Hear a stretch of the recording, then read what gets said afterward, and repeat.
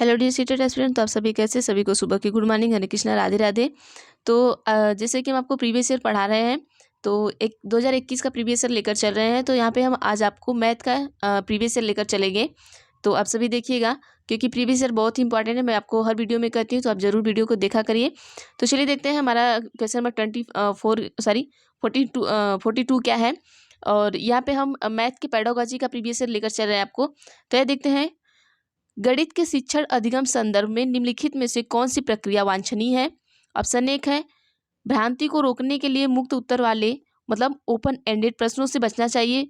2 है, संकल्पनाओं की अंतर्दर्शी समझ को प्रोत्साहित करना चाहिए। 3 है, खुली पुस्तक परीक्षा से बचना चाहिए।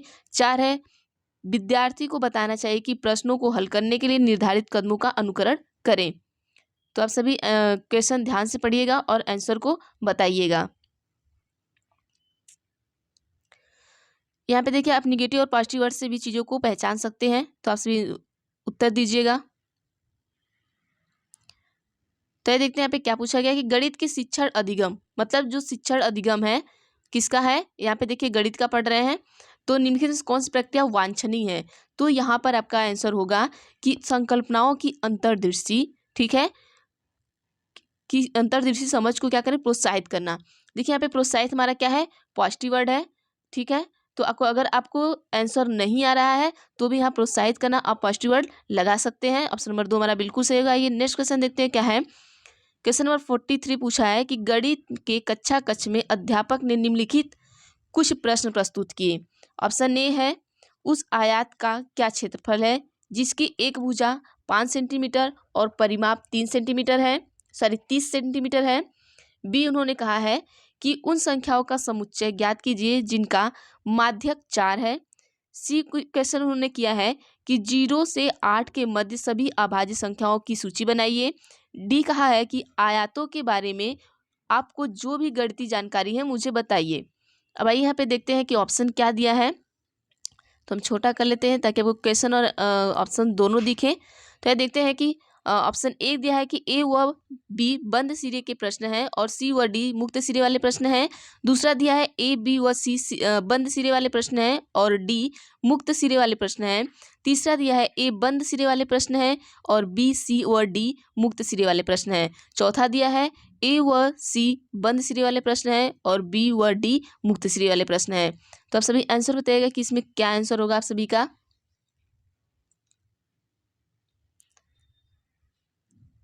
तो हम यहाँ पर आंसर देखते हैं हमारा क्या होगा। ए व सी बंद सिरे वाले प्रश्न हैं और बी व डी क्या है यहाँ पर मुक्त सिरे वाले प्रश्न हैं, ठीक है। ए और क्या हमारे सी, ठीक है, ए और सी क्या है, ये बंद सिरे वाले प्रश्न हैं।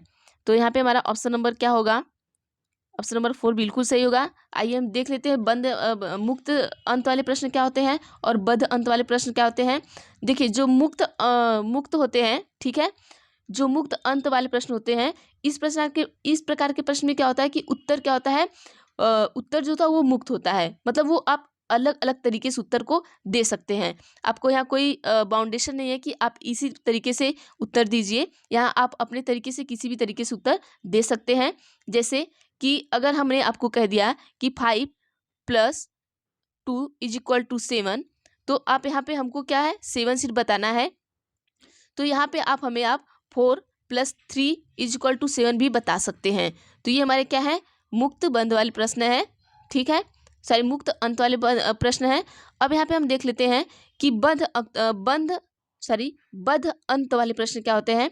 इस प्रकार के प्रश्न में क्या होता है कि शिक्षार्थी को उत्तर चुनना ही होता है, ठीक है। और जैसे बहुविकल्पी जो हमारा होता है, ठीक है, क्या होता है हमारा बहुविकल्पी, जो बहुविकल्पी होता है वो हमारे क्या होते हैं, वो कैसे होते हैं, ये हमारे बद्ध अंत वाले प्रश्न होते हैं, ठीक है। ये क्या होते हैं, बंद सिरे वाले, ठीक है, बद्ध अंत को बोल दीजिए या तो बंद सिरे वाले होते हैं। क्योंकि यहाँ पे आप अगर क्वेश्चन करेंगे बहुविकल्पी में तो आपको एक ही ऑप्शन चूज करना है। जैसे यहाँ पे हम एक ऑप्शन चूज कर रहे हैं, हम कई तरीके से इसके आंसर को नहीं दे सकते हैं।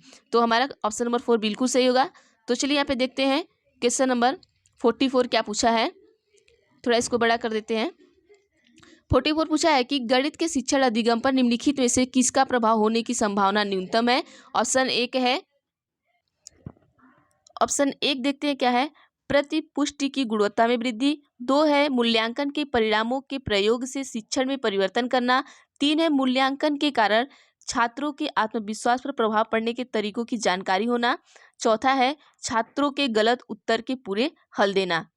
तो थोड़ा छोटा कर देते हैं, आप सभी देखिएगा यहाँ पे क्वेश्चन ध्यान से पढ़िएगा। क्या पूछा है कि गणित के शिक्षण अधिगम पर निम्नलिखित में से किसका प्रभाव होने की संभावना न्यूनतम, न्यूनतम मतलब कम है। ठीक है, अगर आप गणित की शिक्षा कर रहे हैं, मतलब शिक्षण का मतलब गणित सीख रहे हैं आप, तो यहाँ पे किसका प्रभाव यहाँ पे इन चारों ऑप्शन में से कम है, ठीक है, न्यूनतम है। तो यहाँ पे हम देख लेते हैं कि छात्रों के गलत उत्तर के पूरे हल देना। ठीक है, आप ऐसा कभी भी नहीं करेंगे कि छात्र के गलत उत्तर का पूरा हल देंगे। आप यहाँ पे देखिए, यहाँ पे क्या है कि इसकी संभावना बहुत न्यूनतम होती है कि अगर छात्रों के गलत उत्तर के पूरे हल जो भी हो, यहाँ पे देखिए क्या होता है, छात्र क्या होता है कि गलत उत्तर के संपूर्ण हल देने मात्र से वो अधिगम को सीख नहीं लेता है, वो इस प्रक्रिया से प्रभावित नहीं होता कि नहीं उसने गलत उत्तर के पूरा हल बता दिया तो वो अधिगम की प्रक्रिया से प्रभावित हो गया है, ऐसा नहीं है। गणित शिक्षण में क्या होता है कि अधिगम प्रक्रिया को अधिक प्रभावी बनाने के लिए क्या होता है, जो शिक्षक होते हैं, ठीक है, जो शिक्षक होते हैं, आप ऐसा नहीं करेंगे कि वो आपको क्वेश्चन लेके आए तो आप उनके क्वेश्चन का पूरा आंसर बता दिए तो उन पे अधिगम जो है वो प्रभावी हो गया है, ऐसा नहीं है। शिक्षक क्या करेंगे यहाँ पे कि छात्र से क्या करेंगे, वो बात करेंगे, ठीक है, छात्र से बात करेंगे और उनका निरीक्षण करके और उनकी छात्रों की क्या करेंगे, बातों को सुनेंगे और सुनने के बाद उन्हें छात्रों के सोचने के तरीके का क्या करेंगे, आप मूल्यांकन करेंगे। मतलब आप बच्चे की बात सुनेंगे, ठीक है, और उन्हें क्या करेंगे कि उनका निरीक्षण करेंगे, ठीक है, और उसके बाद उनके जो बातें हैं, अगर उन जो बात किए आप तो उनकी बातों को आप सुनेंगे भी, बातों को क्या करेंगे, सुनेंगे भी, सुनकर क्या करेंगे, उनका मूल्यांकन करेंगे। ठीक है, चलिए नेक्स्ट क्वेश्चन देखते हैं। क्या है हमारा क्वेश्चन नंबर 45 पूछा है कि रोहित ने अनुभव किया कि वर्ग एक समचतुर्भुज और एक आयत दोनों ही है। वह वैन हीले के मानस चिंतन के कौन से चरण पर है? ऑप्शन 1 है स्तर 0 मतलब पहचानना, 2 है स्तर 1 विश्लेषण, 3 है स्तर 2 संबंध, 4 है स्तर 3 निगमन। तो बताएगा कि वैन हीले के किस चिंतन पे है ये।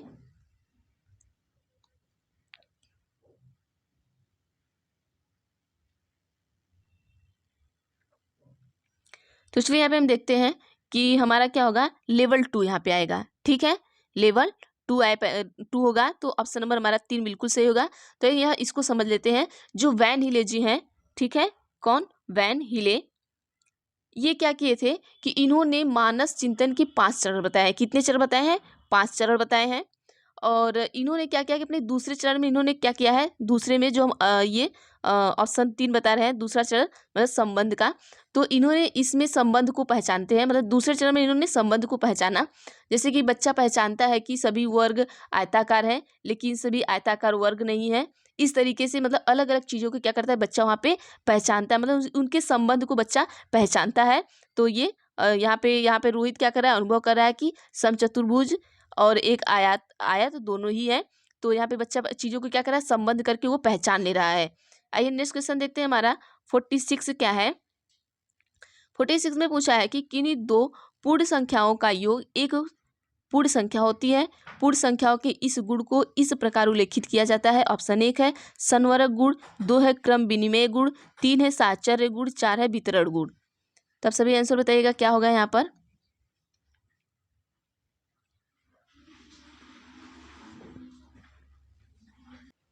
तो आप सभी उत्तर बताइएगा फटाफट से, यहाँ पे क्या होगा। तो ये देखते हैं हमारा उत्तर यहाँ पे क्या होगा। तो यहाँ पे जो हमारा उत्तर होगा ऑप्शन नंबर 1 सही होगा, संवरक गुण। आइए नेक्स्ट क्वेश्चन देखते हैं। क्वेश्चन नंबर 47 क्या पूछा है कि गणित के शिक्षण अधिगम के विषय में निम्नलिखित में से कौन सा कथन सत्य नहीं है। देखिए नहीं है, ये चीज आप याद रखिएगा, ठीक है, नहीं तो क्वेश्चन आप गलत कर जाएंगे। ऑप्शन 1 है गणितीय अधिगम एक सामाजिक प्रक्रिया है जिसमें संवाद सम्मिलित है। 2 है गणितीय ज्ञान की रचना में संस्कृति और संदर्भों की कोई भूमिका नहीं है। 3 है नमूनों के अवलोकन और सामान्यीकरण से प्राथमिक कक्षा के विद्यार्थियों में गणितीय ज्ञान का सर्जन किया जा सकता है। चौथा है कि गणितीय ज्ञान के सर्जन में तर्क और वार्ता एक महत्वपूर्ण भूमिका है। हम छोटा कर देते हैं, आप सभी क्वेश्चन के साथ ऑप्शन को देखिएगा तब समझ में आएगा। देखिए पूछा क्या है, पहले ध्यान से क्वेश्चन पढ़िएगा कि गणित शिक्षण अधिगम के विषय में कौन सा कथन सत्य नहीं है।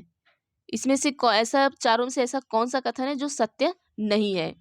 तो आप सभी आंसर बताइए क्या होगा।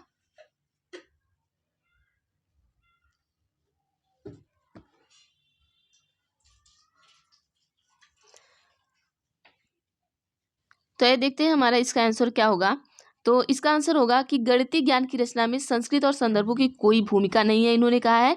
लेकिन तो यहाँ पे ये गलत है, क्योंकि जो हमारे गणित है, गणित को इस रूप में देखा जाता है कि वह एक तरीके का क्या है, वाहन है, जिसके माध्यम से क्या होता है कि बच्चे सोचते हैं, समझते हैं, तर्क करते हैं, विश्लेषण करते हैं। तो इन्होंने कहा कि संस्कृति और संदर्भों में कोई भूमिका नहीं है, तो ये चीज़ इन्होंने गलत कहा है। इसलिए हमारा ऑप्शन नंबर 2 बिल्कुल सही हो जाएगा। ठीक है, आइए देखते हैं नेक्स्ट क्वेश्चन क्या है। नेक्स्ट क्वेश्चन है कि 48 पूछा है कि प्राथमिक स्तर पर संख्याओं को पढ़ाने के लिए निम्नलिखित में से कौन सा कथन सत्य है। देखिए यहाँ पर सत्य पूछा है। ऑप्शन ए है संख्याओं की अंतर्दर्शी समझ को प्रोत्साहित किया जाना चाहिए। बी है संख्याओं को लिखना अनुक्रम में पढ़ाना चाहिए। सी है गणना से पहले संख्याओं को संख्यांक रूप में लिखना सिखाना चाहिए। डी है संख्याओं में अनुक्रम असंगति को प्रोत्साहित करना चाहिए। ऑप्शन 1 है ए और बी, 2 है बी और सी, 3 है ए और डी, 4 है सी और डी। तो आंसर बताइएगा आप सभी क्या होगा यहाँ पर।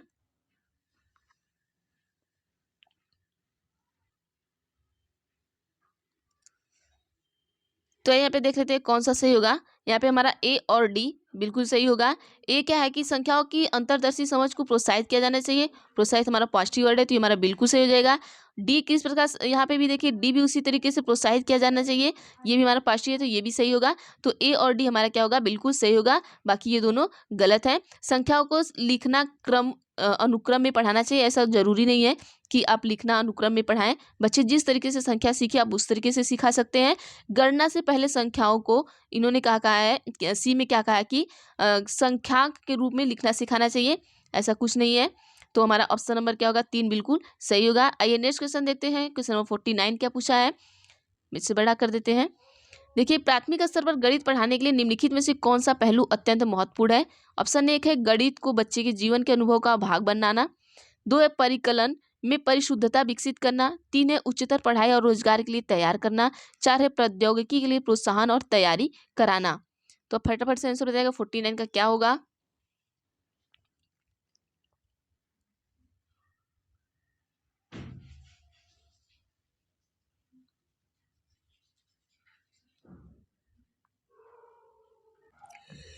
तो चलिए यहाँ पे हम देखते हैं यहाँ पे हमारा आंसर क्या होगा। आप सभी पहले फटाफट से आंसर बताइएगा, फिर हम बताते हैं। आइए देखते हैं क्या होगा। ऑप्शन नंबर हमारा 1 बिल्कुल सही होगा कि जीवन के अनुभव का भाग बनाना चाहिए। देखिए गणित हो या कोई भी सब्जेक्ट हो, अगर बच्चे के जीवन से जोड़ के पढ़ाते हैं या उसकी रियल लाइफ से जोड़ के पढ़ाते हैं तो बच्चा अपने आसपास की वस्तुओं से जुड़ के चीज़ों को ज़्यादा अच्छी तरीके से सीखता है। अगर हम गणित पढ़ा रहे हैं तो बच्चे के आसपास की जो वस्तुएं हैं उनसे हम क्या करेंगे, उनका उदाहरण देंगे। ठीक है, अगर उनका उदाहरण दे रहे हैं तो बच्चा ये उदाहरण अच्छी तरीके से समझ सकता है, क्योंकि वो चीज़ों को पहचान रहा है कि मेरे आसपास वस्तुएं ऐसे हैं। और एनसीएफ 2005 हमारा जो है, यहाँ पे देखिएगा एनसीएफ 2005 ये कहता है कि जो हमारा गणित शिक्षण है वो कैसा होना चाहिए, मूर्त से अमूर्त की ओर होना चाहिए। कैसा होना चाहिए, मूर्त से अमूर्त की ओर होना चाहिए। ठीक है, तो ताकि इससे क्या हो कि बच्चे अपने दैनिक जीवन से चीज़ों को जोड़ के सीखें और अपने वातावरण से जुड़ी वस्तुओं से वो उदाहरण से बच्चे क्या करते हैं, बहुत अच्छी तरीके से चीज़ों को सीख जाते हैं। तो आइए नेक्स्ट क्वेश्चन देखते हैं हमारा क्या है। चलिए देखते हैं नेक्स्ट क्वेश्चन क्या है। क्वेश्चन नंबर 50 है कि निम्नलिखित क्रियाकलापों में से किससे विद्यार्थियों में त्रिविम विवेचन दिक् स्थान की समझ विकसित होने की सर्वाधिक संभावना है। ऑप्शन 1 है एक संख्या चार्ट में नमूने को पहचानना। 2 है सुडोकू पहेली को हल करना। 3 है चौपड़ आकृतियों को पहचानना। 4 है आंकड़ों को निरूपित करने के लिए दंड आलेखन खींचना। तो यहाँ पे आंसर क्या होगा, सभी बताइएगा फटाफट से। Question number 50।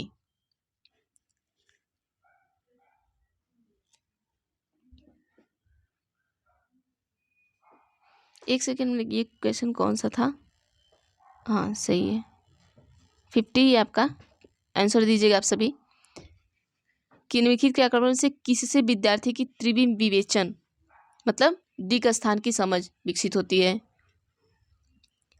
तो आइए यहाँ पे हम बताते हैं क्वेश्चन, आपको आंसर बताते हैं क्या होगा यहाँ पे। यहाँ पे होगा हमारा चौपड़ आकृति की पहचान करना। ऑप्शन नंबर 3 हमारा बिल्कुल सही होगा। चौपड़ आकृति की क्या पहचान करना। जो चौपड़ आकृति की पहचान करने से क्या होता है कि इसमें सर्वाधिक क्या होता है, सर्वाधिक संभावना इन्हीं में क्या होती है, विकसित होती है। इसी से जो दिक् स्थान की समझ होती है, तो इसमें सर्वाधिक संभावना किसकी होती है, जब ये चौपड़ आकृति की पहचान करते हैं। ठीक है, जब पहचानना स्टार्ट कर देते हैं। तो ये देखते हैं 51 में क्या है, बच्चों को भिन्न की संकल्पना पढ़ाने के लिए निम्नलिखित में से क्या अत्यंत उपयुक्त है? ऑप्शन ए है गिनतारा, 2 है जियो बोर्ड, 3 है संख्या चार्ट, 4 है किजिनियर छड़े। ठीक है, किजिनियर छड़े, किजिनियर नहीं होगा यहाँ, किजिनियर होगा। ठीक है, किजिनियर ये सही नहीं है, आप यहाँ पे लिखिएगा क्विजिनियर। ठीक है, यहाँ पे आप बना लीजिएगा क्विजिनियर। ठीक है, और इसका अगर नहीं आ रहा है तो इसका इंग्लिश भी लिख लीजिएगा। इंग्लिश में भी ये किजिनियर ही होगा, किजिनियर रॉड। तो आंसर बताइएगा आप सभी क्या होगा इसका।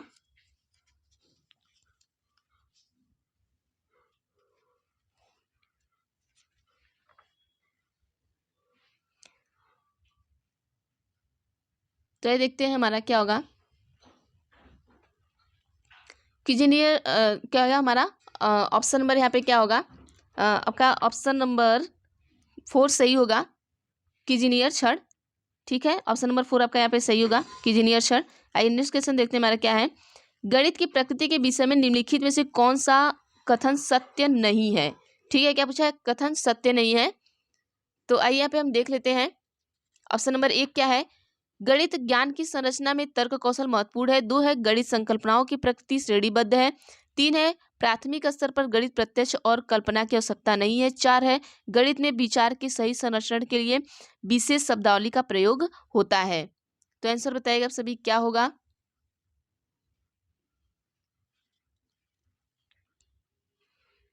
तो चलिए यहाँ पे हम देख लेते हैं हमारा क्या होगा। प्राथमिक स्तर पर जो गणित प्रत्यक्ष और कल्पनाओं की आवश्यकता नहीं है। ठीक है, हमारा ऑप्शन क्या सही होगा कि यहाँ पे गणित प्राथमिक स्तर पर, ये सही होगा आपका।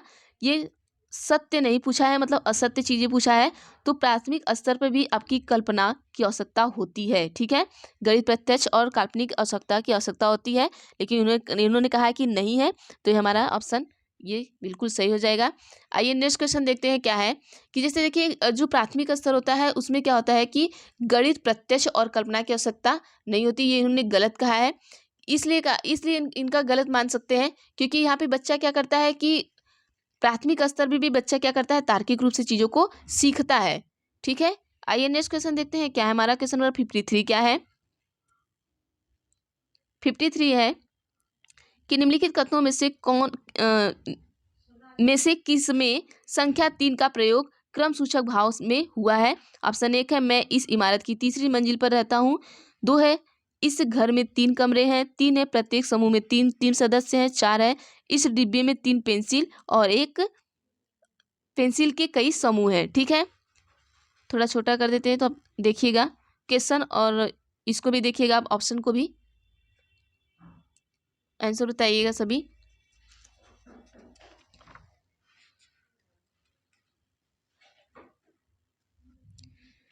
तो देखते हैं हमारा यहाँ पे क्या होगा कि मैं इस इमारत की तीसरी मंजिल पर रहता हूँ। ये क्रम सूचक 3 का प्रयोग हुआ है यहाँ पे। ठीक है, कथन में क्या हुआ, संख्या 3 का प्रयोग हुआ, तो ये क्रम सूचक भाव में हुआ है। ठीक है, तो ये मैं इस इमारत की तीसरी मंजिल पे, मतलब ये उन्होंने 1 मंजिल गिना, 2 मंजिल गिना और 3 मंजिल गिना। ठीक है, तो यहाँ पे क्या है, इन्होंने क्रम से चीजों को गिन के बताया है। आइए नेक्स्ट क्वेश्चन देखते हैं यहाँ पे 54 क्या है। शुद्ध कथन को पहचानिए। ऑप्शन 1 है यदि 2 आकृतियों का क्षेत्रफल समान है तो उनका परिमाप समान होगा। 2 है यदि 2 आकृतियों का परिमाप समान है तो उनका क्षेत्रफल समान होगा। 3 है परिमाप और क्षेत्रफल का मात्रक समान होता है। 4 है किसी आकृति का आकार उसके परिमाप का निर्धारण करता है। तो आप सभी बताइएगा क्या होगा आंसर यहाँ पे। यहाँ पे आपको शुद्ध कथन पहचानना है। तो आइए देखते हैं यहाँ पे क्या होगा। हमारा आंसर होगा कि किसी आकृति का आकार उसके परिमाप का निर्धारण करता है। ठीक है, यहाँ क्या होगा, किसी भी आकृति, कोई भी आकृति हो तो उसके आकार का जो परिमाप होता है, उसके किसी आकृति का आकार उसके परिमाप का क्या होता है, निर्धारण करता है। उसके परिमाप का क्या करता है, निर्धारण करता है। तो ऑप्शन नंबर हमारा 4 बिल्कुल सही होगा। ठीक है, तो आइए नेक्स्ट क्वेश्चन देखते हैं हमारा क्या है। 55 देखते हैं कि गणितीय पाठ्यक्रम के संबंध में शुद्ध कथन को पहचानिए। ऑप्शन 1 है बीज गणितीय विचारों की नींव प्राथमिक स्तर पर डाली जा सकती है। 2 है भिन्नों की संकल्पना का परिचय केवल उच्च प्राथमिक स्तर पर देना चाहिए। 3 है समझ को बेहतर करने के लिए ऋणात्मक संख्याओं की संकल्पनाओं का परिचय प्राथमिक स्तर पर देना चाहिए। 4 है क्षेत्रफल मापन की संकल्पना का परिचय केवल उच्च प्राथमिक स्तर पर देना चाहिए। देखिए यहाँ पे आप आंसर देखिएगा और यहाँ पे आप निगेटिव पॉजिटिव वर्डों से भी आप लगा सकते हैं। तो आप निगेटिव और पॉजिटिव वर्ड ढूंढ के आंसर को दे सकते हैं। तो आंसर फटाफट से दीजिएगा आप सभी। चलिए देखते हैं यहाँ पे क्या होगा। गणितीय पर शुद्ध कथन को पहचानना है। तो आइए देखते हैं यहाँ पे क्या होगा कि बीजगणित विचारों की नींव प्राथमिक स्तर पर डाली जा सकती है। ठीक है, जो बीजगणित की जो नींव होती है वो हम प्राथमिक स्तर पर डाल सकते हैं। ठीक है, जैसे देखिए यहाँ पे क्या है, केवल दिया है तो केवल हमारा निगेटिव वर्ड है, तो पहले ही हमारा ऑप्शन गलत हो जाएगा। ठीक है, समझ को बेहतर करने के लिए ऋणात्मक संख्याओं की संकल्पनाओं का परिचय प्राथमिक स्तर पर देना चाहिए। जरूरी नहीं है कि हम ऋणात्मक संख्याओं का ही परिचय दें उन्हें। ठीक है, यहाँ पर भी केवल है तो ये भी गलत हो गया हमारा। तो ऑप्शन नंबर ए हमारा बिल्कुल सही होगा। आइए नेक्स्ट क्वेश्चन देखते हैं हमारा क्या है। क्वेश्चन नंबर 56 क्या पूछा है कि प्राथमिक स्तर पर त्रिभुज की अवधारणा का परिचय देने के संबंध में शुद्ध कथन को पहचानिए। 1 है सबसे पहले त्रिभुज की परिभाषा दे दी जानी चाहिए। 2 पूछा है कि समभ्रांति से बचाने के लिए बच्चे को केवल समबाहु त्रिभुज ही प्रस्तुत कराने चाहिए। 3 है कि बच्चों के समक्ष विभिन्न प्रकारों के त्रिभुज प्रस्तुत किए जाने चाहिए परंतु अन्य आकृतियों से दूर रखना चाहिए। 4 है बच्चों के समक्ष सभी प्रकार के त्रिभुज व अन्य आकृतियों भी प्रस्तुत करनी चाहिए। तो आंसर आप बताइएगा क्या होगा यहाँ पर आप सभी।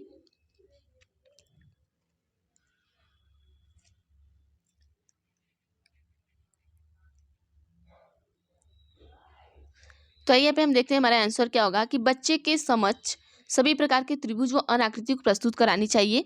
ठीक है, क्योंकि तभी बच्चा सीखेगा जब आप सभी प्रकार के उनके सामने सभी प्रकार के त्रिभुज को प्रस्तुत करेंगे कि कौन सा त्रिभुज कैसा है, तभी वो बच्चे क्या करेंगे, चीज़ों को समझ पाएंगे, नहीं तो चीज़ों को समझ नहीं पाएंगे। ठीक है, आइए नेक्स्ट क्वेश्चन देखते हैं हमारा क्या है।